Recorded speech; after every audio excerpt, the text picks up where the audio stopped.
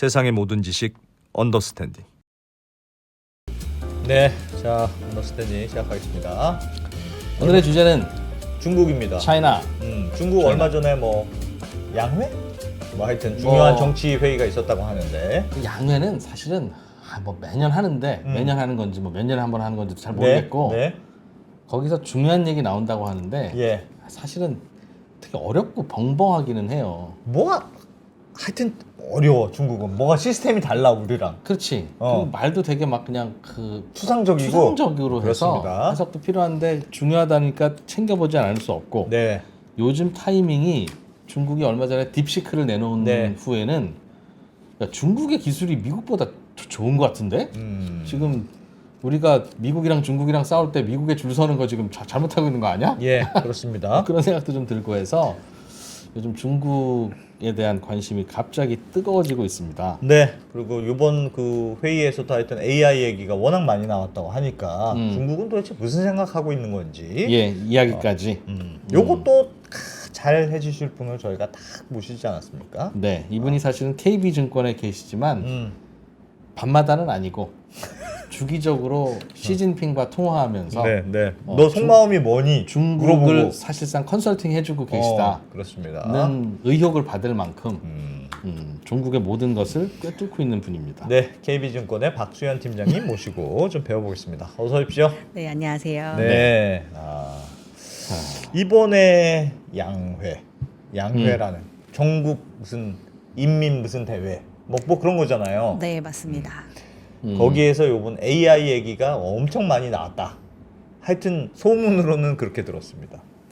네, 양회가 두 가지 회의를 한다라고 해서 양회인데요. 예. 네, 근데 여기 첫 번째 정협이라고 하는 정치 협상 회의는 중요한 게 없고, 아까 말씀 주신 전국 인민대표대회 줄여서 예. 전인대 여기에서 중요한 얘기들을 많이 해주고 우리의 관심사인 중국이 올해는 재정을 얼만큼 쓸 거지, 이런 숫자들, GDP 성장률은 얼만큼 가져갈 거지, 중요한 산업 정책은 뭘 할 거지, 이런 얘기를 해줍니다. 거기서 이제 의사결정을 하는 거예요. 맞습니다. 이제 국회라고 보시면 돼요. 우리나라 국회랑 비슷한 성격의 회의가 예. 전인대라고 보시면 되고, 여기 끝나고 제가 쓴 자료 제목이 AI였습니다. 그냥 AI 판이다 그냥. 네, 완전 AI로 도배가 되어 있었고, 정말 좀 놀랐던 건 사실은 제가 지금 첫 번째 장표 가져온 거 한번 보면서 말씀드리면 예. 주로 관심사는 GDP를 얼마 했고, 그 다음에 요 빨간색이 주로 다 재정 정책인데요.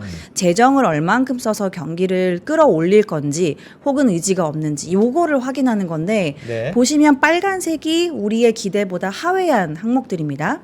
보면 대부분이 재정 숫자들이 이렇게 좋지가 않았어요. 예. 근데 중국장이 꽤 괜찮았거든요. 당일날에도 그렇게 많이 빠지거나 이런 모습이 아니고 오히려 최근 트렌드는 계속 올라가는 흐름이었어요. 기대보다 정부가 돈을 안 쓴다고 했음에도 불구하고. 네. 그게 왜 그럴까를 생각해 보면 요 직전에 했던 회의를 보시면 바로 이해가 됩니다. 요 직전에 2월 17일 날 시진핑 주석이 갑자기 그동안 거리를 뒀던 마윈을 포함한 주요 빅테크 수장들을 다 이제 불러 모읍니다. 예. 그때 무슨 단어를 얘기했냐? 요 단어를 딱 뱉어줍니다. 거기서 선부로 공부를 촉진해줘라. 요 단어를 합니다. 선부촉 공부. 네. 이게 무슨 먼저 부자가 되어서 예. 빅테크 너네들이 먼저 이익을 창출해서 저거. 공동부유를 좀 실현해줘라. 공동부유라는 거를 우리가 하긴 할 건데 네. 먼저 너희가 돈 많이 벌어와라. 이게 좀 말장난 같은데요. 처음에 제가 이제 공동부유가 또 오랜만에 나와가지고 예. 경계감이 들어서 전후 내용이랑 그 이후에 나오는 정책들이랑 기업들의 반응을 보니까 예. 제가 내린 결론은 여기 지금 보시는 요 도표입니다. 그러면 기업들이 먼저 부자가 돼서 공동부유를 만들려면 뭔가 이게 연결고리가 있어야 되잖아요. 예. 그게 뭘까? 저는 고용이라고 바로 생각이 좀 들었습니다. 중국이 고용 때문에 굉장히 힘든 기간을 2021년 이후에 지금 보내고 있는 상황이고, 기업들이 그럼 이윤을 창출하려면 투자를 하고 당연히 고용을 많이 하겠죠. 그래서 GDP 5%를 올해 타깃을 얘기했거든요. 예. 근데 재정 숫자들은 다 우리 예상치를 하회했어요. 예. 그럼 뭔가가 이 5%를 만들어줘야 되는데, 그게 뭐냐? 저는 결국에는 중국의 인프라 투자가 이 5%를 만들어줄 거라고 보는데, 중국은 인프라 투자를 두 갈래로 나눠서 보거든요. 구형 인프라 투자는 이제 도로, 철도, 수로 예. 이런 거 짓는 거 전통적인 거. 그 다음에 신형 인프라는 데이터 센터라든지 뭐 클라우드의 제반 시스템. 여러 가지 새로운 영역에서의 제조업 인프라를 만드는 것들을 예. 신형 인프라라고 하는데 시멘트 이거를 들어가는 게 구형 인프라, 맞습니다. 구리선 들어가는 게 신형 인프라. 맞습니다. 요런 쪽에 신형 인프라는 주로 아까 시진핑이 불러 모았던 빅테크들이 수요를 엄청 많이 창출을 했었습니다. 그래서 이걸 가지고 특히나 문제가 됐었던 청년 고용을 해결해 밀릴 거다? 주면 네. 중국은 네, 청년층이 사실은 젊은 층들이 소비도 주로 이끌어가고요. 예. 이쪽들이 중요한 계층이었는데 확 2021년 이후에 거의 이제 죽어버렸거든요. 영향력들이.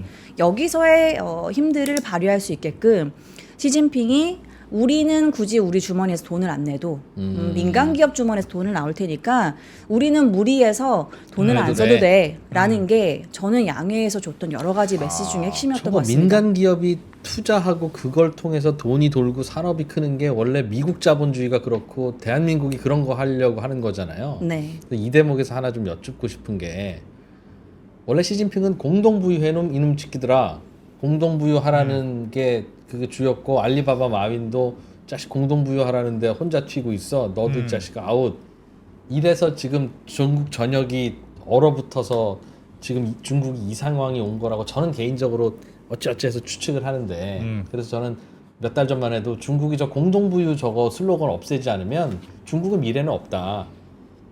질문이 길어서 죄송합니다. 인류가 공동부유를 목표로 했는데 잘 사는 나라 지금 단 하나도 없잖아요. 소련도 무너지고.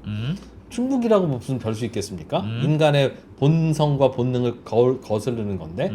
그런데 지금 저 선부 촉공부라고 하는 것의 의미가 미안해, I'm sorry. 나 공동부유 포기했어. 선부해. 누구든지 먼저 부자가 되고 그 부자가 돈 쓰면 다 트리클 다운 되는 거야. 미국도 그렇고 한국도 그렇고 에브리 자본주의가 다 그래. 우리도 그거 할 거야. 잘 사는 방법은 그거 하나밖에 없어. I'm sorry. 라는 뜻이에요? 아니면 공동부유를 하려고 하는데 답답하니 니들이 한 번 더 노력을 해줘야 되겠다. 결국은 공동부유 갈 거야. 근데 말 안 들으면 또 혼난다. 인프라 깔고 취업시키고 해.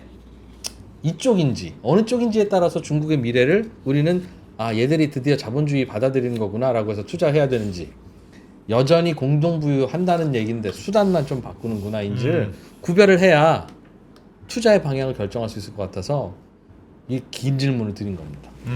그래서 저는 양회를 정말 꼼꼼히 이번에 내용을 다 뜯어봤거든요. 전인대, 나이스. 네, 전인대 내용을 쫙 뜯어보니까 처음 보는 단어들이 굉장히 많이 등장했더라고요.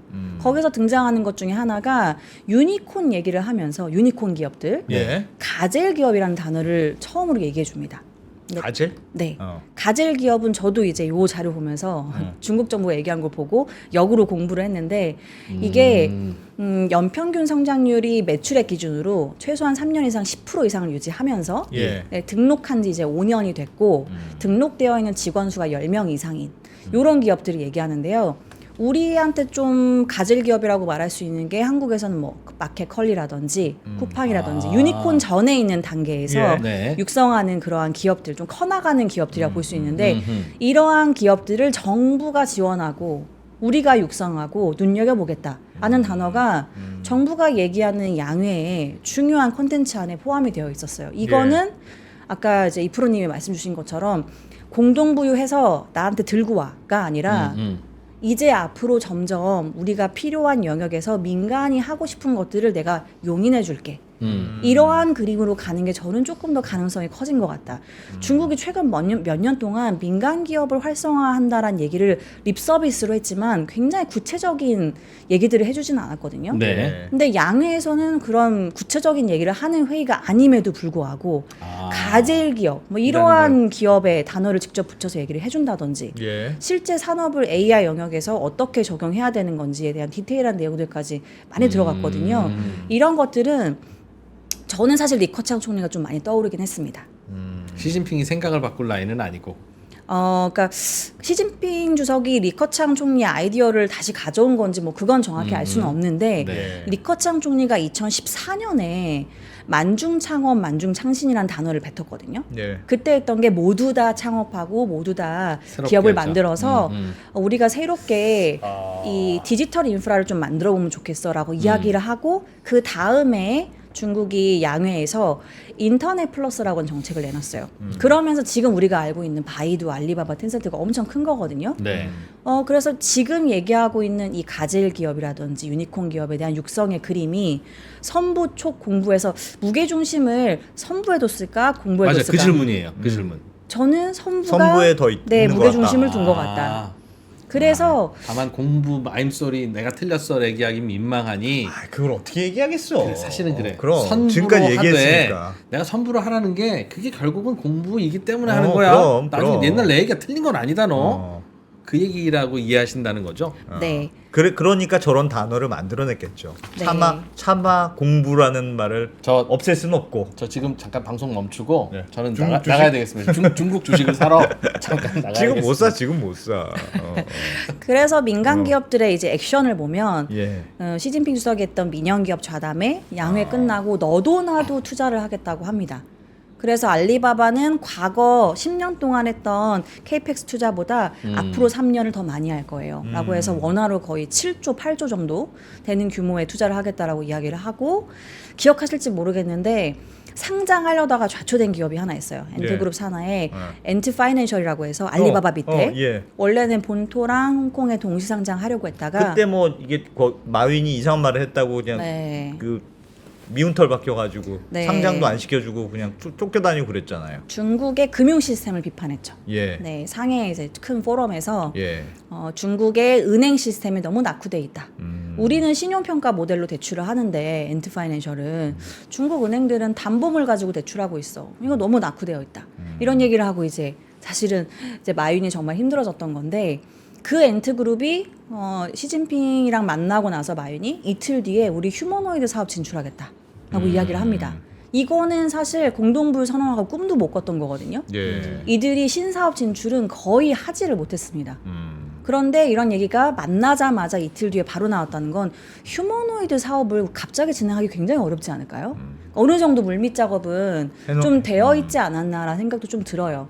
그리고 빅데이터 관련된 것들을 꾸준히 분석하면서 여러 가지 사업 준비를 드러내놓고는 못하지만 어느 정도는 하고 시진핑의 스탠스 변화가 나오니까 이런 것들이 바로바로 좀 발표가 된 게 아닌가. 그러면 그거는 그러니까 공동부에서 말씀하셨던 대로 그 앞에 우리가 먼저 누가 돈 버는 사람이 먼저 있어야 돼. 기업들이 이 공동부유를 하려고 그래도 누군가 앞 치고 나가는 사람이 있어야지라고 생각 바뀐 게 왜 바뀌었을까요? 그동안 공동부유 그렇게 주구장창 얘기하던 시진핑이 왜 생각이 바뀌었을까요? 저는 결국 고용 때문에 그런 것 같아요. 너무 나빠서. 그래서 지금 보여드린 차트를 한번 보시면 아까 말씀드린 그 두 가지 인프라 투자랑 신규 고용이 어떻게 움직였는지를 그려본 건데 빨간색 선이 고용입니다.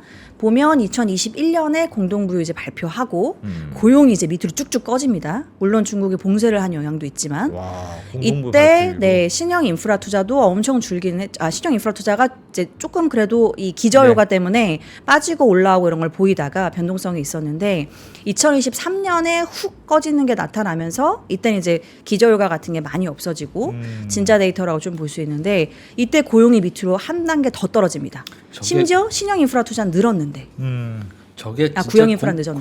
공동부유 때문에 공동 기업인들이 위축되고 신입사원 안 뽑고 사업 계획 축소하고 그래서 생긴 그런 그런 거예요? 거예요, 진짜로? 중국 전체 고용에서 거의 70에서 80%를 민간 기업이 창출합니다. 국유 기업이 창출하는 거는 극히 드물어요. 근데 민간 기업이 공동부유 기반으로 신사업 진출도 못하고 예를 들어 알리바바 같은 경우에 전자상거래에 필요한 물류센터 예. 그다음에 뭐 여러 가지 재반 시스템을 움직이는 인력 이런 거는 다 갖춰놨기 때문에 사실 신사업 진출을 안 하면 투자할 게 없습니다. 유유 설비를 만들 필요가 굳이 없죠. 사실 그렇긴 하죠. 그것도 네. 그 공동부유 할 때쯤부터 그 부동산에 대한 규제 그런 것도 그런 같이 게 같이 들어왔죠. 들어왔으니까 네, 그래서 부동산 쪽에 고용도 고용도 줄거나 같이 사업도 줄었겠죠. 축소됐어요. 그럼요. 엄청 많이 줄었죠. 고용이 부동산 줄고 그다음에 게임은 사실 좀 작을 수는 있겠지만 전반적인 게임에서 파생되는 모든 것들이 굉장히 힘들어졌다고 볼 수 있고 그다음에 약가 인하해야 된다고 해서 헬스케어 그다음에 사교육 뭐 이런 것들 원천 금지. 네, 전반적으로 굉장히 많은 민간 기업들이 활동하던 영역을 제약하다 보니까 예. 신규 투자를 할 수가 없었던 거죠. 네. 팀장님, 저 우리 채팅창에서도 어떤 분이 궁금하다면서 질문을 했는데 저도 잘은 모르는 거라서 거기가 공산주의 사회주의잖아요. 북한은 모든 기업이 다 국영 기업이라고 해요. 그래서 졸업하면 너는 저 기업 가. 그냥 바로 에브리바디가 다 취업이래요. 일이 되든 안 되든. 근데 중국은 공산주의라면서 무슨 민간 기업이 그렇게 많아요? 라는 질문이라서 이 기회에 한 번만 좀 정리를 해주시면 다시는 이런 질문 안 할게요. 죄송합니다. 중국은 사실 공산당이 기반의 당이기는 한데 어찌 보면 덩샤오핑 넘어오면서 우리는 시장을 개방하고 예. 자본주의를 받아들여서 공산당이라는 기본적인 사회주의 시스템은 가져가지만 우리가 직접 사업을 영위해서 얻은 수익에 대해서는 기업이 가져갈 수 있고 다만 토지는 사용권단만 쓸 수 있게끔 토지만 빼고는 다 똑같다 대한민국하고. 네네 똑같은 시스템을 가져가게끔 덩샤오핑이 개혁 개방하면서 WTO 가입하기 전에 그 시스템을 만들어놨죠.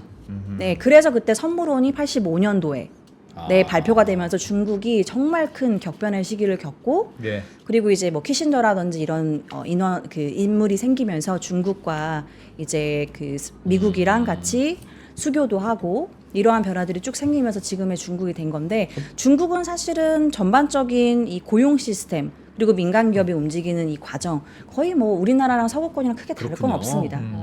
그러니 알겠습니다. 민간 기업이 이른바 쫄면 다 같이 줄어든다. 신입사원 안 뽑고 당연히 그러겠네요. 네, 그러니까 정말 경제랑 호흡하면서 움직이는 게 중국의 민간 기업이기 때문에 크게 당의 시스템이 있다고 해서 달라지는 건 없습니다. 다만 이 중앙 집권화되어 있는 힘이 더 강하긴 하죠. 네, 그래서 정부가 알겠습니다. 이야기하는 알겠습니다. 것들이 영향력을 더 네. 많이 펼치는. 그러니까 표로 다시 돌아가 볼까요? 예. 아까 전에 표 설명해 주시다가 말았던 것 같아요. 네. 예. 그리고 나서 심지어 너무 고용이 줄고 힘드니까 구형 인프라 투자 같은 걸 정부가 좀 늘렸습니다. 2023년에. 그랬는데 그래도 고용이 뭐 계속 줄고 힘들다 보니 중국이 뭘 선택하냐 이때부터 저가 수출을 하기 시작합니다. 중국이 2023년 후반 이때부터 시작해서 저가 수출을 엄청 늘렸거든요. 예. 그래서 우리나라가 뭐 철강, 화학 이런 것들도 굉장히 힘들어지고 저가 수출로 막 밀어내게 하면서 고용을 어떻게든 좀 버텨본 거죠. 그래서 쭉쭉쭉 좀 올라가긴 했습니다. 그래서 조금 올라갔군요. 네, 예. 근데 문제는 이런 저가 수출은 지속 가능성이 낮죠. 계속 할 수는 없습니다. 예. 가격을 무한정 내릴 수는 없으니까요. 그래서 보면 꼭지가 좀 떨어지는 사이클에 다시 들어왔고 시진핑이 전략적인 판단을 한 것 같아요. 그러면 내 주머니에서 경기도 부양해서 고용도 만들면서 부동산 문제, 지방정부 부채 문제 이걸 다 같이 해결할 수 있을까? 이건 어려울 것 같은데 그러면 이원화해야겠다.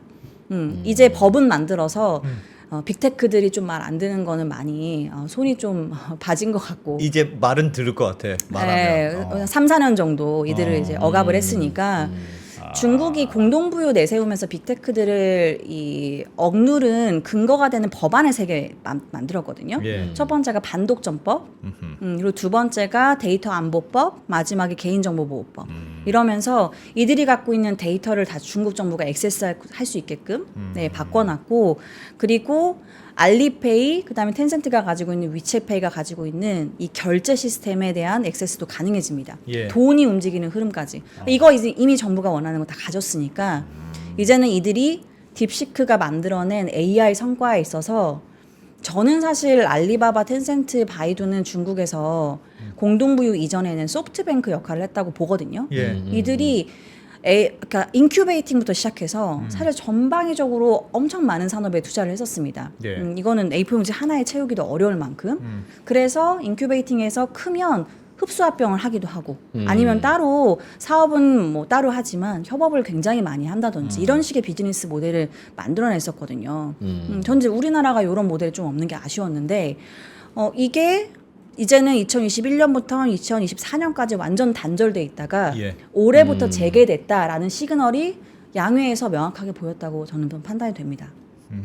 그러면 고용에 대한 그림도 특히나 청년 실업률은 해결될 수 있는 여지들이 좀 생긴 거죠. 그러니까 그동안 하도 억눌려져 있었는데 아니, 그러면 그것도 궁금해. 이게 사실은 이런 변화가 딥시크 이후에 막 그렇게 변화된 느낌이잖아요. 근데 딥시크를 중국 정부가 키웠다고 볼 수가 있을까요? 그러니까 어떤 느낌이냐면 관전하는 평에서는 어느 날 공동부유도 잘 안 되고 경기도 안 좋고 왜 이렇게 안 좋지? 시진핑이 그렇게 생각하다가 오늘 갑자기 딥시크가 딱 나타났네. 근데 왜 이렇게 좋아? 이거 다 우리가 했다고 하자.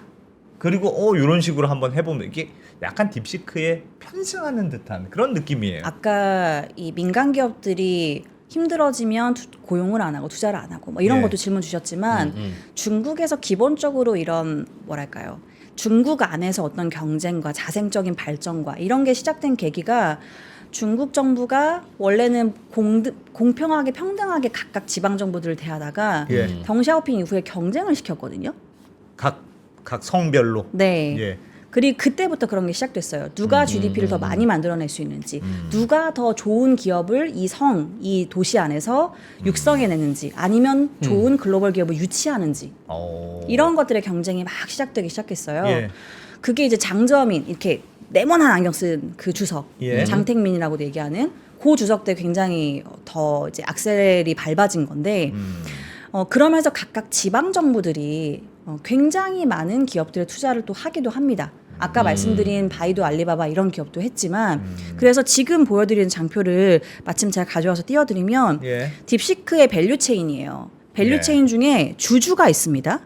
여기에 투자한 기업들. 예. 보면 주하이라고 하는 성이에요.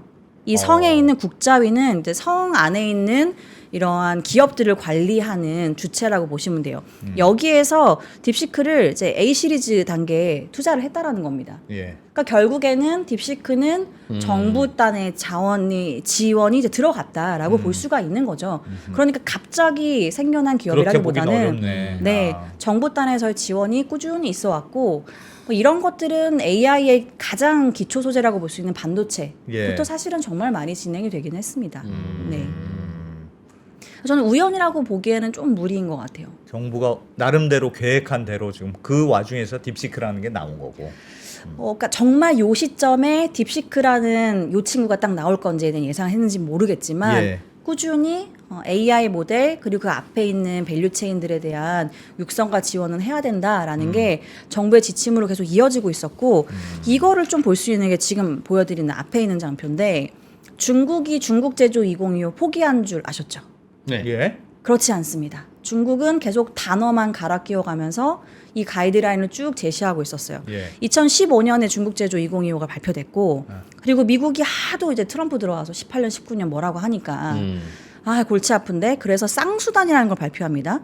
근데 쌍순환이 내용을 자세히 보면 이게 안에서 좋은 물건 잘 팔아서 밖에서도 잘 이제 수출도 하고 좋은 물건도 들여오고 수입하고 뭐 이게 쌍순환이다라고 알고 있는데 내용을 뜯어보면 여기에 중국 제조 2025 내용이 사실 거의 대부분 똑같이 들어가 있습니다. 여기에서 신형 인프라라는 얘기가 나오거든요. 근데 신형 인프라가 결국에는 중국이 하고자 하는 핵심 영역에서의 투자를 하는 거를 예. 신형 인프라라고 이제 일컬어서 얘기를 하는 거고요. 그리고 2022년에 고품질 발전이라는 걸 얘기하는데 예. 이거는 조금 더 딥하게 들어가면 국산화랑 연결됩니다. 예. 중요한 소재나 기초 기술들이나 첨단 기술 같은 거는 우리가 내재화해야 돼. 이게 여기에 들어가 있는데 사실 여기 들어가 있는 핵심 이 산업들 언급하는 거 보면 대부분 뭐 AI, 바이오, 신에너지 다 중국이 얘기하던 중국 제조에서 제조 2025에서 얘기하던 거랑 거의 동일합니다. 그리고 지난해부터 신품질 생산력 얘기하거든요. 여기에 뭐 커넥티드카, 신소재, 뭐 상업용 우주비행 뭐 이런 것들 다 사실 중국 제조 2025에 있던 것들이 거의 그대로 계승이 되고 있어요. 그러니까 우연히 갑자기 이러한 기업들이 나왔다고 보기에는 저는 좀 무리인 것 같습니다. 굉장히 오랫동안 준비된 네, 이런 걸 꾸준히. 왜 이렇게 자꾸 바꿔? 여기서 저 예. 이 프로가 아니면 질문하기 어려운 매우 좋은 질문을 하나 드리면 네. 이제 중국이 하겠다는 저게 다 이제 미국도 되게 헉헉대면서 하는 그러나 미국이 제일 잘한다는 이른바 첨단 산업들이잖아요. 다 그냥 정부가 시키고 때려 넣고 공장 돌리고 막 철강 생산하고 해서 패스트 팔로워로 따라갈 수 있는 산업이 아니라 예. 이런 첨단 산업은 우리가 지금까지 알려져 있기로는 정부가 주도해서는 잘 못해. 민간이 스스로의 인센티브를 통해서 투자도 하고 그 욕심으로 투자도 하고 그렇게 받은 돈으로 실제로 개발도 하고 하면서 이른바 미국의 실리콘밸리의 그 투자 생태계가 만들어져야 자본시장이 옆에서 있어야 되는 산업으로 알려져 있잖아요. 근데 중국이 저걸 하고 싶은 건 이해가 되는데 중국이 그걸 할 수 있는 자본시장 생태계가 있어요? 그게 없으면 저거 못할 것 같다는 생각도 드는데 어떻습니까? 일단은 중국이 생각보다 이 벤처 캐피탈이라고 하죠. 이 기업이 성장을 고속도로 하기 전에 눈여겨보다가 돈을 이렇게 넣어놓는 기관들이 꽤 많습니다. 이거는 정부든 민간이든 따지지 않고. 그래서 어떤 기업이 창업을 한다고 했을 때 예. 물론 공동부유 이후에는 그렇게 좀 좋은 상황은 아니었지만 그 전에 리커창 총리가 얘기했던 인터넷 플러스라는 정책이 이야기가 나오고 나서는 예. 정말 이 자본들이 들어가는 루트가 굉장히 많아졌고 알리바바 초기 창업에 그냥 돈 넣는 엔젤 투자 VC들이 있다고요, 중국에? 그럼요. 중국의 가장 유명한 캐피탈 이제 VC 중에 하나가 힐하우스 캐피탈이라고 있는데 예. 여기는 미국의 글로벌에서 가장 좀 많이 얘기하는 게 중국의 세콰이어 캐피탈이다. 세콰이어 네. 캐피탈 정말 내놓으라는 기업들 투자를 많이 했는데요. 예. 이 힐하우스 캐피탈이 정말 많은 기업들을 투자했고 예.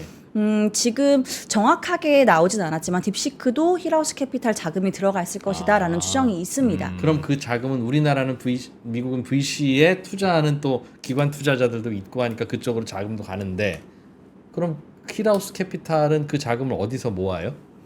힐하우스 캐피탈은 여러 공동 투자자들이 같이 있는데 네. 여기에도 알리바바나 텐센트 같은 큰 것들이 돈 번 친구들이 네 지분들이 들어가 있고 이들이 초기 단계에 알리바바 텐센트를 투자하기도 했습니다. 그럼 그런 회사가 이제 상장도 해서 엑시트도 하고 또 그렇게 번 돈으로 다른 데도 투자하고 하는 이른바 실리콘밸리 모델, 한국의 테헤란밸리 모델이 똑같이 있다는 거군요. 그러면. 네, 굉장히 큽니다. 굉장히 크게 있어요. 아니 나도 알아요. 그런 질문들이 또 있어서 하는 거지. 예. 이 프로가 모르는 게 어디 있습니까? 네, 정말 크고 중국이 또 이러한 기업들만 투자를 하려고 시장도 따로 만들어줬어요.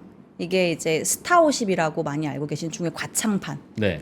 이게 시진핑 주석이 2기 때쯤 들어와서 과창판을 새로 만들었는데 여기에 우리가 알고 있는 뭐 정말 내노라고 하는 반도체 기업들이 여기에 많이 포함되어 있고 GPU를 지금 설계하는 기업들 그때는 이렇게 클 줄 몰랐던 기업들도 지금 여기에 상장돼서 꾸준히 자금 지원을 받으면서 커왔거든요. 예. 중국이 우리 생각보다 물론 당연히 알고 질문을 주신 거겠지만 네, 물론입니다. 네, VC가 됐든 아니면 이 자본 시장에 정말 들어와서 상장을 해서 네, 세컨더리 마켓이 됐든 예. 이러한 시장에서 자금 조달 받을 수 있는 환경들이 꽤 잘 형성이 되어 있습니다. 야, 그게 그럼 예전에 우리 저 98년 외환 위기 이후에 미국엔 닷컴 버블 나오기 뭐 직전이죠. 우리는 외환 위기 이후에 지금 중국 같았잖아요. 우리가 그때가 이른바 테헤란밸리 벤처 거품이 우리나라 다시 살려낸 거 아닙니까? 지금 생각하면 거품도 있긴 있었지만 딱 그 느낌이 중국에서도 지금 곧 벌어질 것 같은 그런 걸로 이해하면 비슷해요. 저는 정말 대규모 투자가 전방위적으로 AI 영역에선 들어올 것 같아요. 이 밸류체인 안에서 말씀 주신 것처럼 예. 작은 기업 키우는 것부터 시작해서 이미 성과를 좀 보이는 기업들까지 정말 많은 자금들이 실제로 알리바바가 투자를 공격적으로 하지 못하면서 잉여연금을 엄청 많이 쌓아놨거든요. 예. 굳이 유유설비 만들면서 투자할 필요가 없으니까 이런 것들이 본격적인 투자 궤도를 올해부터 이제 원년을 삼아서 다시 2015년 이후에 그 그림을 한번 그려낼 것 같다.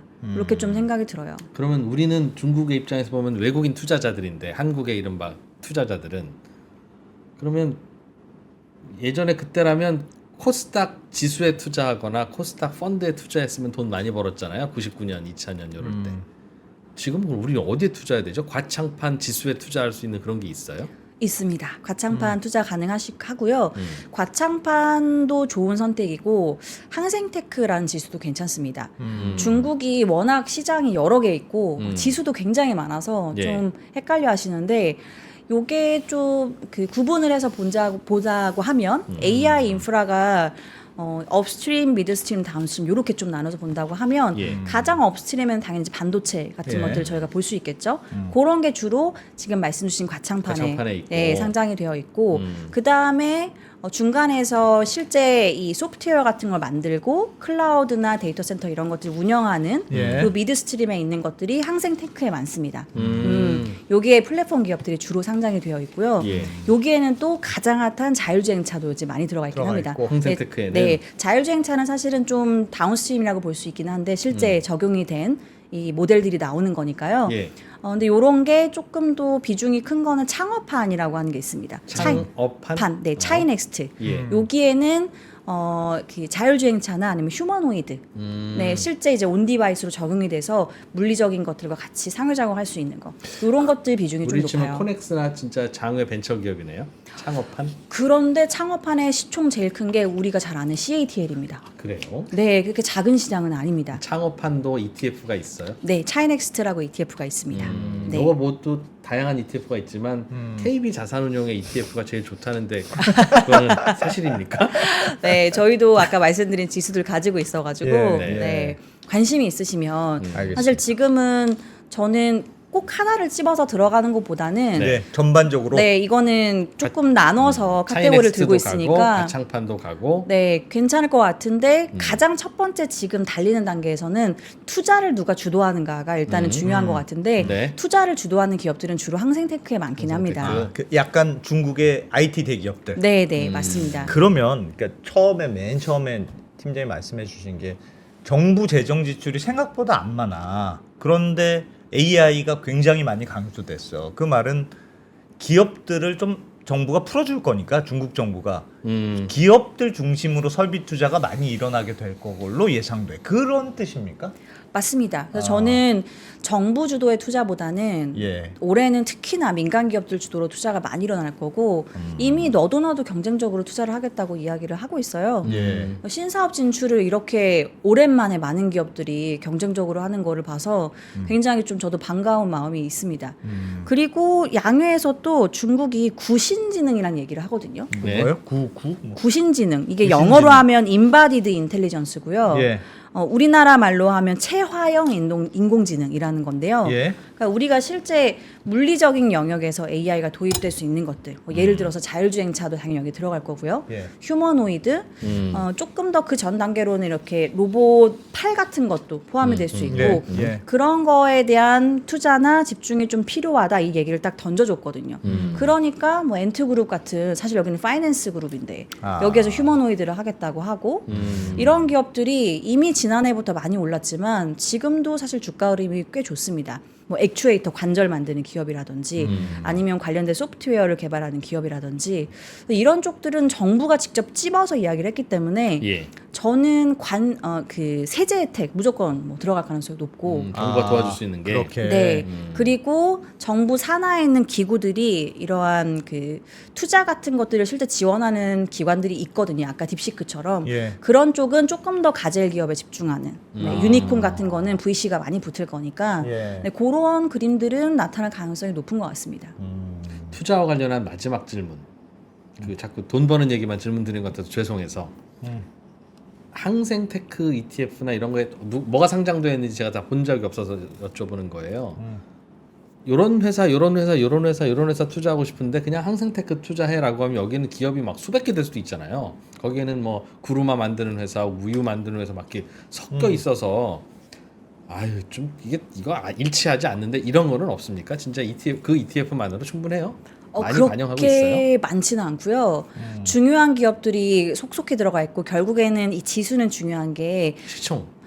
그리고 웨이트를 얼만큼 주는지, 네. 비중이 얼만큼 되는지가 들어가 중요한데 있는지. 예. 절대적인 비중이 아까 말씀드린 그런 기업들 위주로 형성이 되어 있습니다. 그래서 굳이 개별 고르지 않아도 충분하다. 네, 맞습니다. 네, 충분하다십니다. 네. 자꾸 궁금해요. 저는 안 궁금했습니다. 저는 그냥 항생테크 해야지 이렇게 생각하고 있었는데. 항생테크만 하지 말고 과창판, 뭐 차이넥스트 네. 이런 거 섞으라고 말씀 주시잖아요. 예, 지금 상류, 중류, 하류가 다 있다. 이미 조금 많이 오르긴 올랐는데 항생테크가 꽤. 많이 올랐죠. 그래서 저도 항상 이익 대비해서 지금 주가 멀티플이 얼마인지 이걸 막 그려보는데 네. 지금이 놀랍게도 표준 편차를 가지고 우리가 플러스 마이너스를 많이 그려보거든요. 예. 그래서 표준 편차 1보다 위로 올라갔다 그러면 과거 대비해서 굉장히 많이 오른 거다라고 예. 해서 예. 좀 과매수 구간, 그러니까 너무 올랐다라고 보는데 예. 아직은 지금 5년 평균 정도 레벨에 와 있어요. 3년 평균 살짝 넘기 때문에 그렇게까지 지금은 너무 많이 올라서 걱정할 정도의 단계는 아니고 또 중요한 건 어닝 트렌드가 계속 좀 올라가고 있습니다. 아. 실제로 돈도 벌고. 네, 눈높이가 더 높아질 수도 네, 있다. 새로운 투자를 하고 있기 때문에 지금 딥시크 이후에 중국이 미국의 입장에서는 중국을 우리가 나름대로 규제한다고 규제했는데 딥시크라는 게 확 튀어나왔고 지금 중국 정부가 뭐 AI도 키운다 그러고 뭘 막 키운다고 하잖아요. 야, 그럼 지금 정도로도 안 되겠네. 그냥 뭐 관세도 더 올려야 되겠네. 뭐 퉁쳐서 수출하는 것도 하지 마. 뭐 이렇게 여러 가지 규제가 더 될 거 아닙니까? 그러면 중국 정부가 생각하는 대로 혹은 중국 기업들이 생각하는 대로 하려고 해도 야, 이거 환경이 좀 안 갖춰지네. 그렇게 걱정할 건 없어요. 일단은 그 관세나 이 수출 무역 관련돼서는 중국이 상당히 전 대비를 좀 잘 한 것 같아요. 뭐냐면 우회 수출 기지를 굉장히 많이 이미 확보를 해놔서 예. 그래서 미국이 멕시코랑 캐나다에 관세 올리는 거에서 굉장히 머뭇머뭇하는 것 같아요. 그러니까 중국에 대해서는 계속 올리잖아요. 우리 돌리는 거 없어? 중국은 부과하는 계속 갈 거야. 근데 다른 옆에 있는 뭐 이런 나라들은 좀 어려워하는 게 중국도 생산 기지를 글로 많이 옮겼다는 걸 알고 있고 예. 그래서 정말 다이렉트로 미국, 중국 왔다 갔다 하는 거는 오히려 관세를 올려도 지금 타격이 서로한테 그렇게 크지 않은 거예요.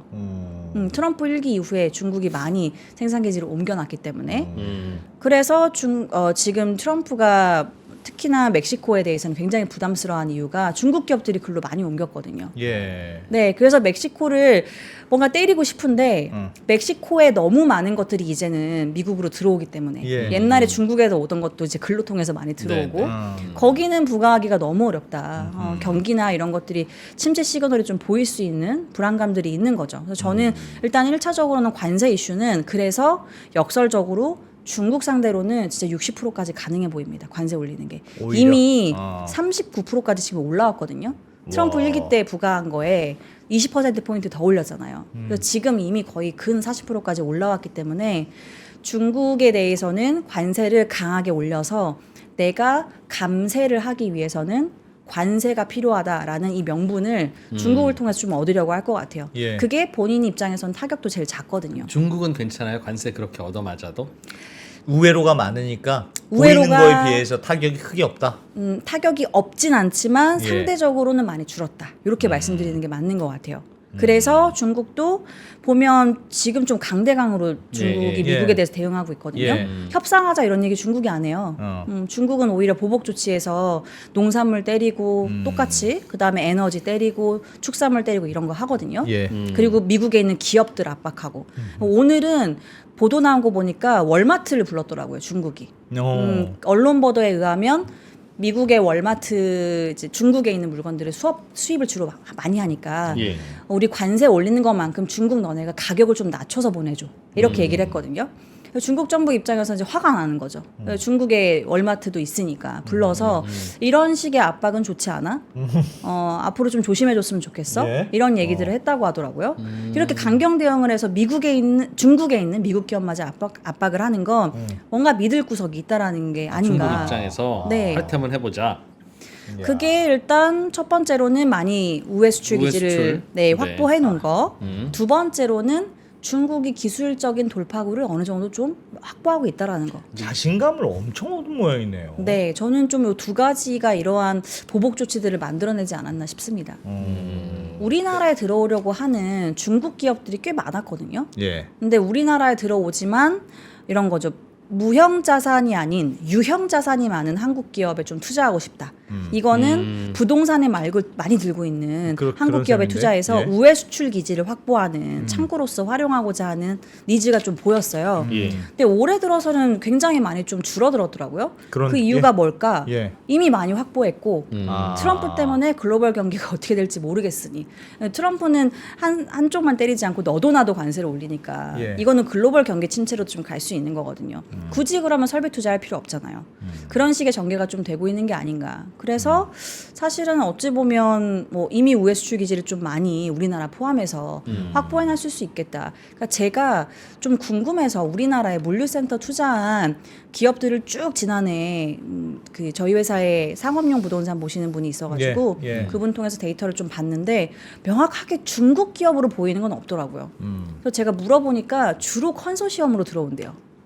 여기 세네 개 들어올 때? 뭉쳐서 들어와서 이게 중국 자본인지 모르게. 예. 근데 이런 식으로 우리나라만 들어오지는 않았을 거라는 거죠.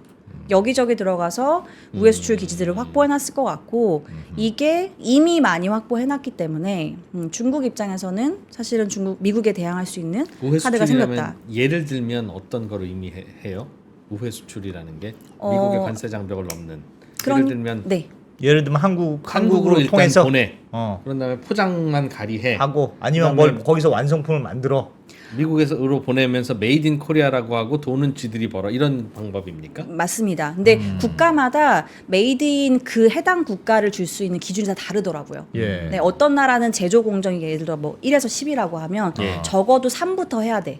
어떤 나라는 5부터 해야 돼. 이게 다 다르니까 거기에 맞춰서. 네, 다 맞춰서 진행을 좀 하고 있는 거죠. 아. 뜬금없는 질문인데 혹시 중국이 이러다 갑자기 대만 침공하는 일은 없을까요? 그러니까 오늘 설명해 주신 걸로 봐서 야 중국에 투자하는 게 괜찮겠다라고 생각하시는 분들이라면 몇 가지 걱정되는 것 중에 하나가 그거일 것 같아요. 미국이랑 관세로 싸워서 갑자기 중국이 꼬꾸라지면 이거 뭐 과창판이고 뭐고 없는 거 아니야? 이거랑 시진핑은 예전부터 대만을 먹고 싶어 했다는데 그건 뭐 역사적인 목표라서 안 할 수가 없다는데 그런 얘기도 좀 들어서 어떻게 생각하세요 그거? 일단은 어떤 사실 외부 지역을 지역이라는 단어를 쓰는 게 적합한지 모르겠지만 중국에서 침공을 하고 전쟁을 일으킨다라는 건 예. 나의 정치 기반이 이 리더 입장에서 굉장히 탄탄해야 할 수 있는 일인 것 같아요. 네. 근데 시진핑 주석이 3년임 시작하고부터 굉장히 경질이나 숙청을 엄청 많이 하고 있습니다. 최근에는 이렇게 AI나 반도체 영역에서 돌파구가 보였음에도 불구하고 전체 우리나라로 치면 이제 과기부 장관 같은 예. 역할에 있는 사람을 경질해서 새로운 인물로 바꿨어요. 최근에 네, 정말 최근에 바꿨습니다. 예. 네, 한 달도 안 그게 된 이슈고요. 의미가 있어요? 그게 무슨 임플리케이션이 있을까요? 그 전에는 국방부 장관을 했고 그 전에는 외교부 장관을 했습니다. 그 경지를? 그 사람 네, 경지를 네, 네. 계속 이렇게 주요 부처에 있는 사람들을 왜 갈아 끼울까? 뭔가 마음에 들지 안 드는 않게 거지. 예. 움직이고 예. 나의 이 권력 기반이 좀 탄탄하지 않다를 오히려 역설적으로 좀 드러내서 보여주는 것 같습니다. 아직 완성된 게 아니다. 그러니까 내 사람을 당연히 넣었을 텐데, 예.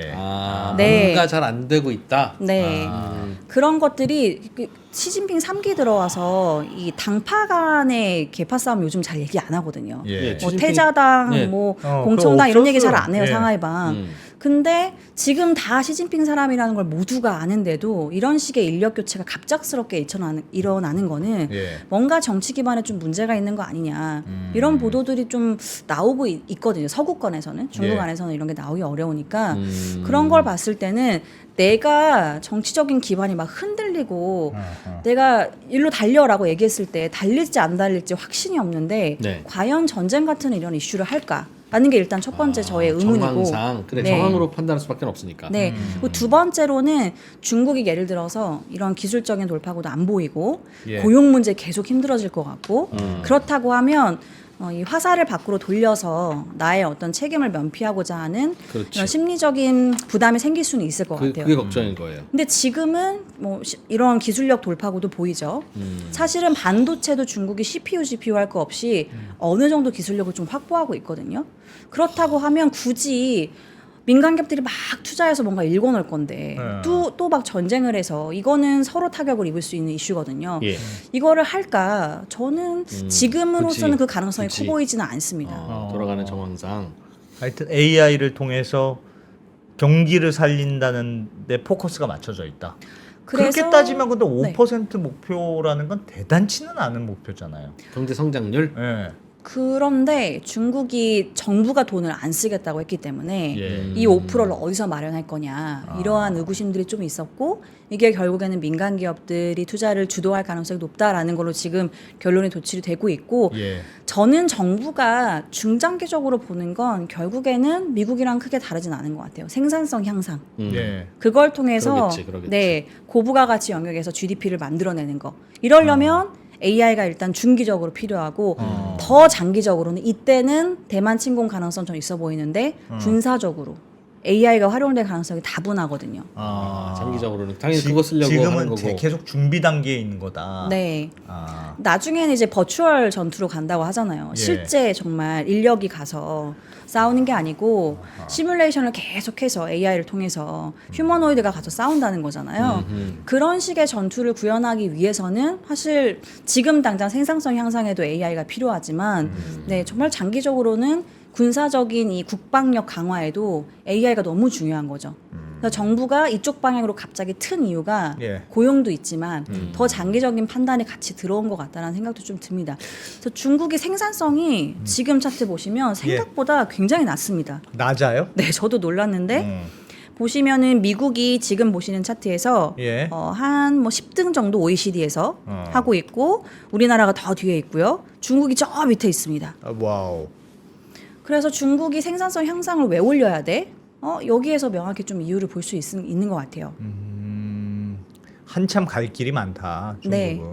사람으로 때려서 그냥 하는 모양이군요. 그냥. 중국이 전체 고용에서 놀랍게도 1, 2차 산업 비중이 거의 아직 50%입니다.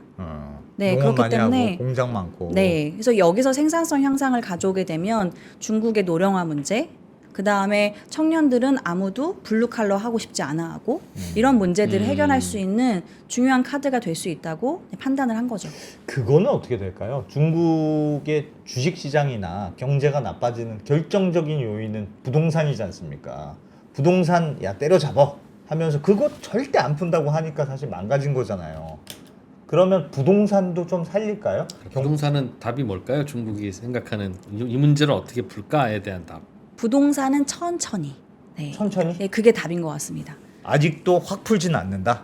우리는 테일 리스크를 만들긴 싫어. 그렇지만 부채 문제, 부동산 연결되어 있는 이 악순환 고리는 끊어야 돼. 천천히라는 건 구체적으로 어떻게 하는 걸 의미해요? 그러니까 문제는 미분양이 많은 거죠?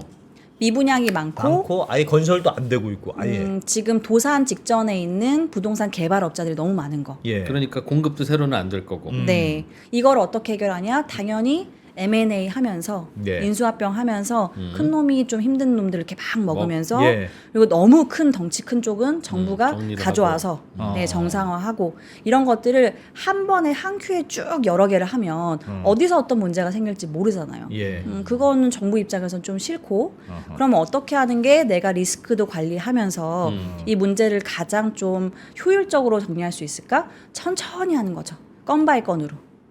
그래서 지금 그러니까 굉장히 그러니까 언론 보도에서는 잘 안 나오지만 중국에서는 거의 2-3달에 한 건씩 이 디벨로퍼들이 채권 상환 문제가 있었다. 그래서 지방 정부가 채권 자금 조달한 걸로 이걸 대신 갚아줬다. 문제를 해결해줬다. 이런 게 막 나오고 있어요. 네, 이게 천천히 문제를 해결하겠다라는 저는 좀 징조로 보였고, 그래서 이번 양회에서도 부동산 얘기는 했습니다. 예. 그래서 문제를 우리가 해결할 거다라는 얘기는 있었는데 그거는 중국 정부가 적극적으로 나서겠다라는 건 맞는데요. 저는 굉장히 빠르게 진행되지는 않을 것 그 같습니다. 말은 보통 미분양을 다 일단 나라 돈으로 사주고 물건을 쟁여놓고 있으면 시장에 물건이 부족하니까 값이 오르기 시작하고 그러면 부동산 값이 오르면서 부동산으로 돈 번 사람들은 팔고 쓰기도 하고 아무튼 그 웰스 이펙트가 돌면서 이제 경기가 좀 뜨거워지는 건데 그걸 기대하기는 어렵다. 그거를 안 하고 계속 안 팔리는 것도 그냥 내버려 두고 그러면 식고 그렇더라도 어쩔 수 없다.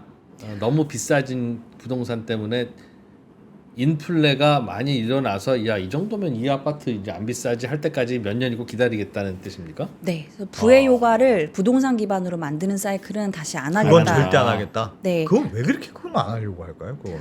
안 해도 되나? 그거에 대해서는 진짜 강경한 것 같아요.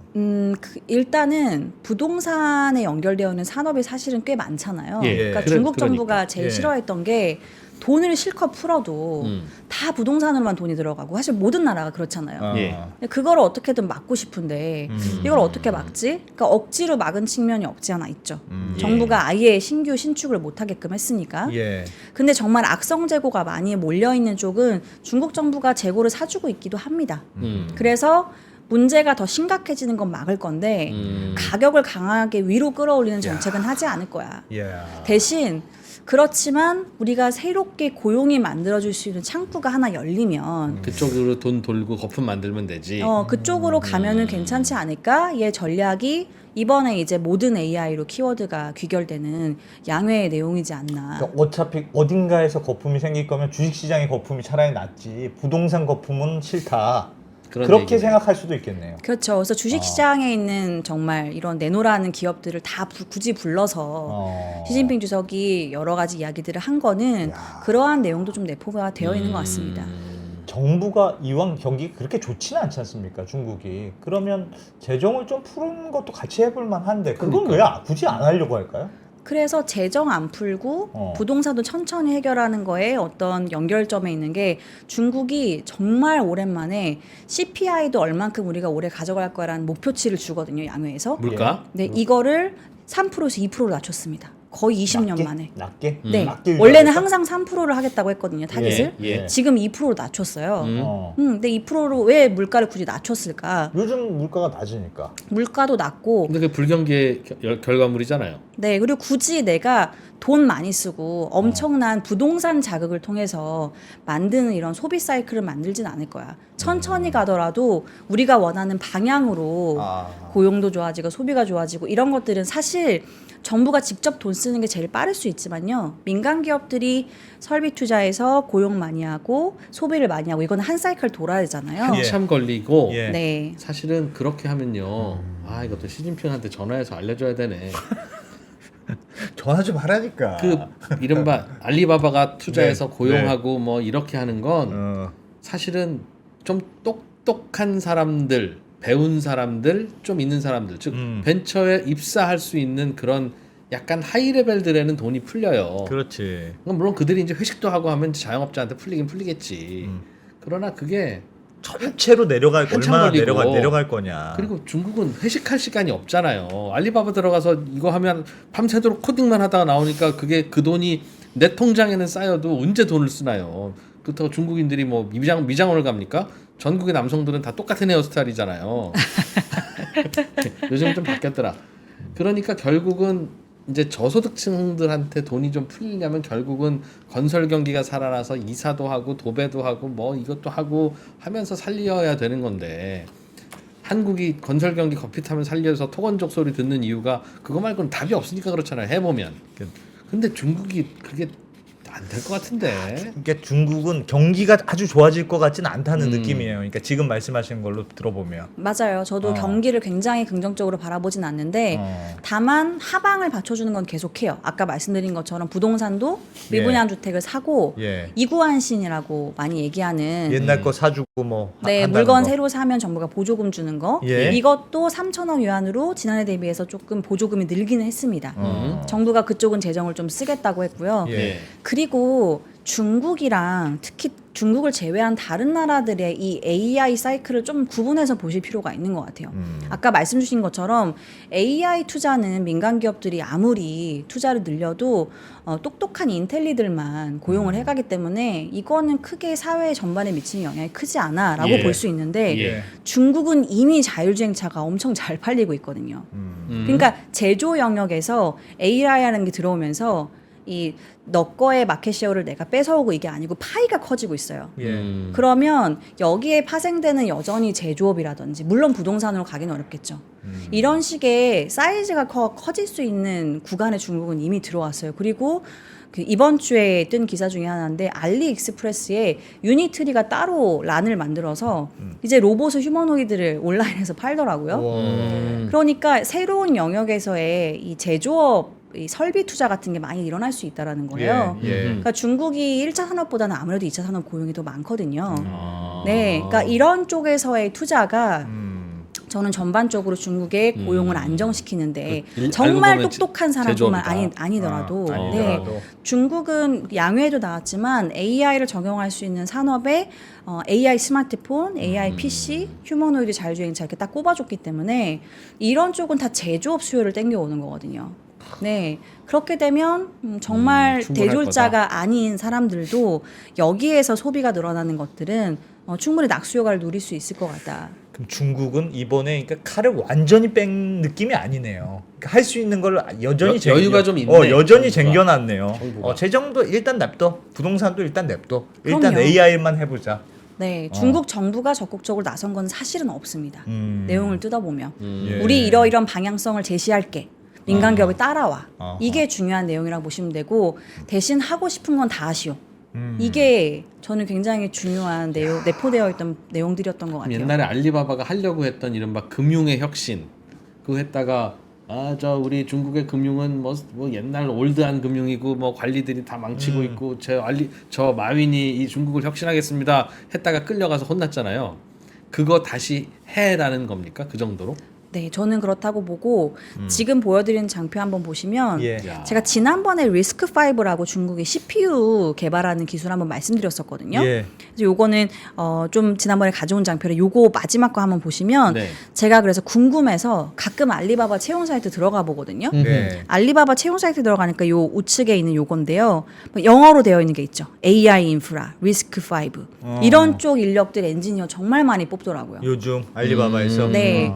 대졸 공채를 벌써 시작을 했고 해외에서 졸업하고 넘어오는 인력들도 있으니까 이 공채 시즌을 정말 길게 가져가더라고요. 예. 최소한 6개월 정도 길게 채용을 계속 하고 있고 중국 안에서 정부가 리스크5로 기반한 CPU 기술을 적용하는 걸 전국적으로 도입할 가능성이 있다라는 이제 로이터 보도도 나오고요. 그러니까 정부가 계획하고 있는 걸 아직 공식 발표도 안 됐는데 알리바바가 반도체 투자 인력을 막 뽑고 있고요. 예. 이런 것들이 정말 기업과 정부가 상호 간에 관계가 어떤 긴밀해지고 결합을 통해서 시너지를 만들어내겠다. 이런 것들이 좀 굉장히 다분하게 보이는 부분들인 것 같아요.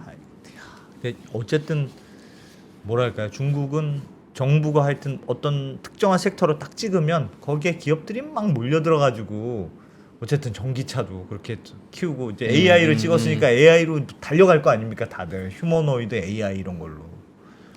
야, 우리도 뭔가 좀 뭘 해야 될 것 같은 느낌인데. 투자를 해야지. 투자를 해야지. 제주는 그들이 불이도 그리고 불고 돈은 우리가 벌면 되지. 어떻습니까? 네, 그래서 사실 중국 투자라도 하자. 기업을 투자하는 게 우리가 수익을 창출할 수 있는 부분도 거기서 만들 수 있으니까요. 저는 중국 기업들을 좀 보시다가 네. 뭐 항생테크 이런 것도 좋고 특히나 저는 요즘에는 자율주행차 굉장히 좋게 보고 있습니다. 중국의 자율주행차 네. 자율주행차 전기차 말고. 네. 많이 팔릴 것 같아서 네. 그 자동차 회사의 매출로 자율주행차인지 아닌지에 따라서 판매량이 확연히 달라지고 있습니다. 중국은. 중국 내에서. 네, 그럼 자율주행. 자율주행차는 어떤 브랜드가 자율주행차는 만들어요? 화웨이를 중심으로 해서 뭘 한다고 네, 들었는데. 화웨이는 사실 소프트웨어만 시스템만 만들고요. 예. 완성차들 업체들이 이제 전체 진짜 하드웨어를 공급하는. 그래서 하드웨어들이 많이 하드웨어 회사들이 많이 결합될수록 확보할 수 있는 데이터가 많아지는 거죠. 화웨이 예, 입장에서는. 테슬라처럼. 네, 그런 식의 모델을 가고 있고 하드웨어도 만들고 소프트웨어 자체 개발하는 기업 중에서 지금 폭발하고 있는 기업이 샤오펑이라고 있습니다. 샤오펑. 네, 샤오펑이 우리나라에도 들어옵니다. 근데 샤오펑은 자동차가 네, 저도 조금 한국 들어오면 샤오펑. 마음이 흔들릴 수 있을 것 같아요.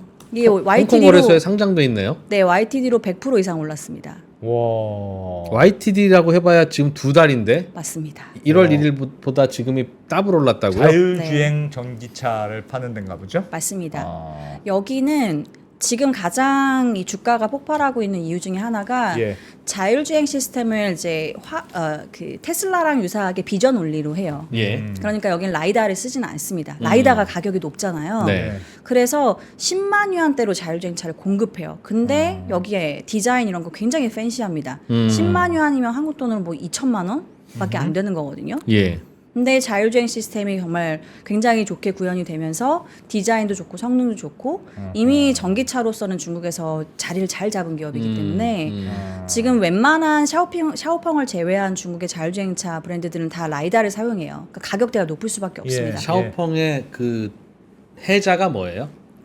해자. 즉 샤오펑만 할 수 있는 게 샤오펑의 뭐예요? 자동차는 장점? 디자인 뭐 이거 다 누구나 할 수 있는데 여긴 뭐 플라잉 카도 있고 인공지능으로 뭐 난리네. 만든 그 자율주행 시스템 테슬라처럼 네. 그걸 본인이 갖고 있어요?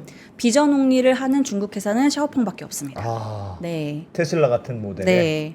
다들 라이다를 사용해요. 그러니까 가격대가 높습니다. 테슬라와의 차이는 뭡니까 그럼? 차이가 사실은 반도체 구현이나 실질적인 이 연산을 하고 추론을 하고 자율주행 그런 걸 해줘야 되니까요. 그 인터랙션을 하는 부분에 있어서는 아무래도 FSD 이제 화웨이 거보다는 조금 떨어지기는 합니다. 그렇지만 중국 안에서 움직이는 차기 때문에 매핑 시스템을 중국 안에서 실시간으로 쭉 끌어당길 수 있는 건 결국 중국 기업들이거든요. 네. 아직은 테슬라는 FSD 라이센스를 못 받았습니다. 중국에서. 예. 그렇기 때문에 기술적으로 더 앞서 나갈 수 있는 이 허들을 중국에서 만들어준 거고 그거를 중국의 뭐 화웨이 포함해 있는 이제 여러 가지 그 자율주행차라든지 샤오펑이라든지 샤오미라든지 이런 기업들이 다 선두주자로 지금 앞서 나가고 있는 상태고 판매량도 뭐 압도적으로 좋습니다. 그럼 화웨이가 인공지능 시스템을 대고 니들은 타이어랑 껍질만 만들어 하는 자율주행차도 있고 맞습니다. 샤오펑 같이 에브리띵을 다 그들이 하는 것도 있고. 맞습니다. 근데 샤오펑 거가 더 자율주행 성능이 좋아요? 걔는 일단 가격대가 낮다라는 장점이 있죠. 싸요? 네, 10만 yuan. 그러니까 다른 데는 보통 20만 yuan. 이건 2배예요. 자율주행차 가격이. 오. 왜냐면 라이다 자체가 너무 라이다를 비싸기 때문에. 쓰니까. 네. 여기는 비전 온리로 하기 때문에 가격대를 화웨이 쓸 건 화웨이 거 만든 건 라이다로 한다. 네. 그래서 가격대를 낮춰서 팬시한 디자인의 자율주행차를 살 수 있다라는 장점이 있죠. 야 이거 죽이네 이거. 이쁘죠 차가. 저는 생각보다 중국 가서 예쁘네. 실제 시승도 해봤거든요. 예. 자율주행차. 어. 놀랍습니다. 요즘 중국차가 어마어마한 뒤에서 속도가- 자도 돼요? 뭐 4단계 5단 중국의 지금 도로주행 법규상 자율주행차라도 사람이 타곤 있어야 돼요. 운전석에. 예. 근데 사람이 타곤 있는데 손을 완전 내려놓고. 그래서 저는 딴 짓은 그냥 못하죠. 한눈 팔아도 돼요? 테슬라는 해보시니까. 테슬라는 요 딴짓 하면 알람 켜서 안 된다잖아요. 아픈 봐야 된다. 아픈. 그러니까 딴짓은 못하지만 그렇다고 해서 조종하는데 간섭하진 않습니다. 정말 손과 발은 그대로 있고. 무릎 위에 그대로 올려놓고. 네. 그리고 와. 샤오펑의 또 아까 해자라고 말씀드렸는데 예. 진짜 해자스러운 부분은 옵션이 풀옵션이거든요. 예를 예. 들어서 사소하게 이 터치로 하는 휴지통 이렇게 터치하면 휴지통 쭉 열리고요. 주로 이제 카니발 같은 모델이 좀 잘 팔리는데 예. 네. 그리고 안마 기능 무료입니다. 다 옵션으로 들어가 있어요. 그러니까 누르면 우리 왜 안마 의자 같이 목 안마하고 등 안마 그런 걸 한다고요 차에서? 차가 있습니다. 다 달려 있어요. 기본적으로. 근데 그게 해자예요? 그게 이제 기본 옵션이고 2천만 원. 그 와. 가격이. 네, 싸- 이걸 가격- 추가로 가격은 옵션을 해자지. 넣을 필요가 가격이 없어요. 해자네. 가격이 해자야. 네, 그런데 자율주행 기능도 있고 와. 사실은 디자인도 정말 뭐 유럽 브랜드라고 해도 믿기지 않을 안마 것 기능 같아요. 혹시 써보셨어요? 네, 써봤습니다. 그 자동차에도 저도 요즘 안마 기능이 들어가는데 자동차에 들어간 안마 기능은 그냥 톡톡톡톡톡 아, 이러고 별거 있어요. 없어? 그래서 그런 게 있어? 야 그걸 이걸 뭐 하고 있니? 그러면 운전하는데 갑자기 이러면 운전 못 하잖아. 그래서 어쩔 수 없이 네, 요것만 네. 하는 거야라고 하던데. 얘는 자율주행차니까요. 해도 되죠. 아 해자네. 이야 해자네. 그 생각 못했네. 그런데 와. 차가 얼마라고요? 우리 2천만 돈으로? 원대? 아까 그 카니발 형태의 차는 4천만 원 정도긴 4천만 했어요. 원. 큰 거, 근데 큰거 말고? 여기에 TV도 디폴트로 들어가 있습니다. 아. TV야. 야. 한 20만 원이면 다른 거. 요렇게 이제 스크린 접히고 펼치고 하는 OTT 볼 수 있고. 야. 박선 팀장님이 안마기 TV 요런 옵션에 되게 점수 많이 주는 스타일이구나. 아니 저는 아이가 있다 보니까 사실 아이가 그 있다 차가 정말 탐나더라고요. 아, 네. 그치. 네, 우리나라 카니발 이렇게 옵션 다 넣으면 가격대가 사실 많이 그래, 한 올라가잖아요. 6천만 원 하지. 네. 그런데 자율주행 기능 있고, 어. 네, 풀옵션에 이거에 뭐 추가로 그래, 아이들 데리고 다니려면 네. 자율주행기는 꼭 필요하지. 그렇죠. 여러 가지 밥 키워야 할 게 먹이면서 많으니까요. 이제 집에 갈 수 있으니까. 그것도 네, 좋은 생각은 못 해봤지만 좋을 것 같고.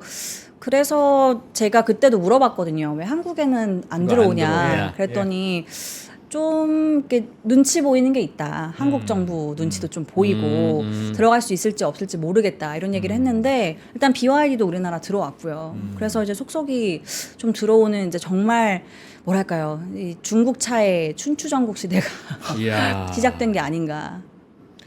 너무 싸니까. 어떻게 이렇게 그럼 싸게 만들어? 지금 자동차 회사들이 괜히 비싸게 만들어 파는 건 아닌 것 같고 영업이익률 보면 뭐 5% 안팎이니까. 그럼 이거 비결은 뭡니까? 이렇게 싸게 파는 비결은? 일단 중국의 제조 단가가 굉장히 많이 떨어졌죠. 중국 PPI가 거의 30개월째 마이너스입니다.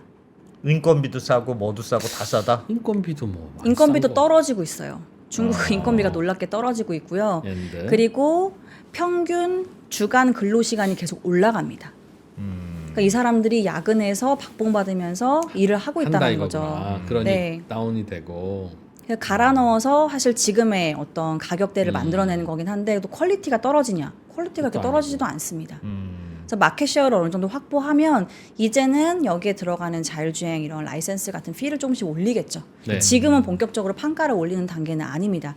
BYD도 주가가 어마어마한데요. BYD는 뭐냐면 갑자기 BYD에 들어가는 자율주행 시스템 있잖아요. 네. 이걸 발표하면서 우리 전면 무료로 공급하겠다. 아. 갖고 가서 니들이 써라. 현대차건 기아차건 뭐 아우디건 아니 너 그게 사가라. 아니고 BYD에서 파는 차. BYD 그 다운받아 돈 추가로 안 내고. 네. BYD 차면 우리 다 무료로 줄게. 아. 이게 신의 눈이라고 발표를 했거든요. 예. 이 플랫폼을. 그러니까 사실은 지금 본격적으로 판가를 올리는 상황은 아직은 아니지만 이런 식의 기술 도약으로 정말 시장 자체가 커지고 있는 거죠. 그럼 테슬라의 무슨 독보적인 강점이라는 게 없네요. 중국 애들 만드는 거 근데 보니까. 테슬라의 자율주행은 제일 앞서 있다고 평가를 받으니까. 맞습니다. 기술력은 테슬라가 제일 앞서 있습니다. 네, 엔드 투 엔드로 해서 정말 스스로 추론하고 연산해서 가져가는 그 기능들은 테슬라가 압도적인데요. 그렇지만 중국의 라이센스 못 받았고, 네, 일단은 뭐 중국에서는 자율주행 지금 뭐 테슬라가 할 수가 없으니까 그래서 판매량이 중국에서 뚝뚝 그럼 떨어집니다. 테슬라가 허가를 받으면 테슬라와 샤오펑은 무슨 차이가 있을까요? 자율주행에서. 사실은 테슬라가 더 앞서 나간다고 봐야죠. 만약에 똑같이 기능의 중국에서 차이가 있겠죠. 라이센스를 받는다고 하면 다만 저는 그거라고 봐요. 아무리 이 연산하는 능력이 뛰어나도 이 절대적인 이 지역 내에서 얼만큼 데이터를 내가 분석해서 연산과 추론을 했는가. 중국 안에서의 이 실시간 매핑 시스템은 당연히 중국 기업들이 훨씬 많이 이 딥러닝이랑 이러한 시뮬레이션을 했을 거거든요. 그래서 에러를 사전에 파악한다든지, 네. 네, 사고의 어떤 이 차단 능력 이런 것들은 훨씬 그럴 중국 기업들이 것이다. 뛰어날 수 있을 것 같습니다. 글쎄요. 저는 어느 정도 레벨이 올라오면 자율주행차가 이만하면 뭐 사고는 안 나겠네. 라고 그러면 하면 평준화되는 그 다음부터는 뭘 수준 있을 것 그 같아. 뭐가 뭐 조금 이렇게 누가 앞서고 뒤서고 하는 게 큰 의미가 없을 것 같아요. 평준에 우리가 KTX 탈 때 기관사 이름이 뭐야? 이분이 경력 얼마나 되셨어? 이거 안 물어보고 타잖아요. 근데 아직까지는 그 정도 기술까지 안 돼서 그렇죠. 리스키할까봐, 위험할까봐의 문제인데 지금은 그렇겠죠. 누구나 그 레벨 이상은 갖춰야 허가가 될 텐데 그런 게 온리 테슬라만이 아니라 이런저런 회사가 다 그 레벨을 넘는다면 뭐 꼭 서울대 수석으로 들어가야 됩니까? 입학만 하면 다 똑같은 거지. 그래서 궁극적으로 저는 스마트폰처럼 될 거라고 보긴 봐요. 저도 스마트폰 지금은 우리 점점. 사실 화소가 얼만큼 더 좋냐 막 이런 걸로 그래, 이제는 뭐 스펙을 따지잖아요. 기본적인 이런 스펙들 너무 비슷해졌기 때문에. 근데 자율주행은 아직은 그 단계는 아닌 것 같습니다. 지금까지는 기술의 격차가 좀 있고요. 요게 좀 몇 년 더 지나봐야 네. 네, 지금 말씀 주신 이제는 큰 도토리 키재기 정도의 느낌을 갈 것 같고 아직까지는 기술력이 중요한데 중국 안에서 중국의 실시간 교통 시스템을 받으면서 예. 많은 시뮬레이션을 해본 중국 기업들이 중국 안에서는 확실히 경쟁력이 있을 것 같다. 이런 뉴스를 보면 미국에서 나스닥 투자하던 미국 투자자들도 중국 주식 사고 싶을 텐데 외국인들이 중국 주식 사는 데 있어서의 무슨 장벽이 있다거나 그렇지는 않아요, 요즘? 없습니다. 그래서 야. 외국인들이 중국을 어떻게 바라보는지를 볼 수 있는 게 홍콩 증시거든요. 네. 홍콩은 이제 달러랑 페그가 되어 있기 때문에 홍콩 예. 달러는 훨씬 더 접근이 용이하고 본토는 들어올 때 조금 까다롭기는 해요.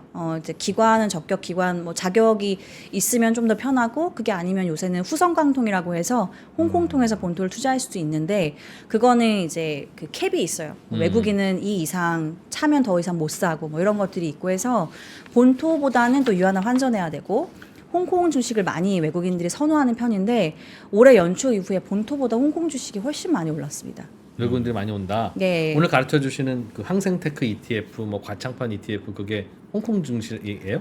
과창판이랑 창업한 차이넥스트 요거는 본토고요. 항생테크는 홍콩에 있습니다. 그런 ETF를 우리 마음껏 투자할 수 있는데 네. 미국인들은 그런 ETF를 못 사게 돼 있습니까? 살 수 있어요. 그 그 미국에 상장되어 있는 ETF가 있으면 당연히 제 생각에는 차이넥스트나 창업판도 그 과창판도 있을 것 있겠죠. 같고 나스닥이 우리나라에 있는데 나스닥이 없을 리가 그리고 K웹이라고 해서 미국에는 이미 미국에 있는 ETF 이제 운영사들이 예. 중국의 좋은 기업들을 모아서 ETF를 따로 만든 것들이 만들고 꽤 있어요. 많아요. 네, 그런 것들 투자도 주로 많이 하죠. 그럼 미국 자본이 넘어가는데도 차이가 없고 그러면 빨리 네. 들어가야 되겠다. 네. 감사합니다. 예. 미리 아, 미리 힌트를 많이 주셔서. 예. 하여튼 중국은 박수현 팀장 그래서 한 달쯤 전에 주목해서 봐야 될 전에 것 같네. 모셨어야 되잖아요. 지금 다 2배 오른 걸 어떻게 사? 안 대표님은 뭐 네. 돈천 주공 2배 오르고 사는 게 뭐 맞다고 하셨지만 알겠습니다. 네. KB증권의 박수현 팀장님, 중국 쪽 ETF는 KB 자산운용의 ETF가 좋다. 브랜드가 뭐죠? 저희 라이즈입니다. 라이즈. 네, 이름 바꿨습니다. 라이즈 ETF 검색하시면 다 박수현 팀장님이 일일이 레시피 만들고 잘 가나 체크하고 안 가면 올려주기도 하고. 한생테크는 사실 다 똑같아. 다 똑같은데 다 똑같아. 라이즈 ETF는 안 올라가면 박수현 팀장님이 올려주시기도 한다는 얘기 들었어요. 알겠습니다. 왜 라이즈겠습니까? 알겠습니다. 올라가니까. 올라간다. 그러네. 자, 감사합니다. 고맙습니다. 감사합니다.